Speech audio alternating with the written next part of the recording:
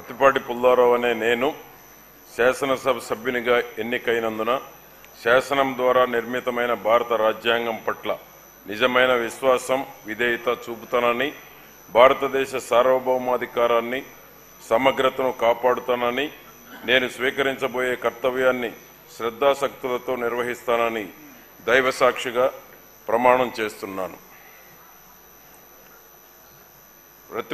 ఆంధ్రప్రదేశ్ శాసనసభ సభ్యుడనైన ప్రత్తిపాటి పుల్లారావు అనే నేను సభ నియమాలకు కట్టుబడి ఉంటానని, వాటిని అనుసరిస్తానని, సభా మర్యాదలను పాటిస్తానని, సాంప్రదాయాలను గౌరవిస్తానని దైవసాక్షిగా ప్రమాణం చేస్తున్నాను. శ్రీ రాధాకృష్ణ ఆరిమిల్లి.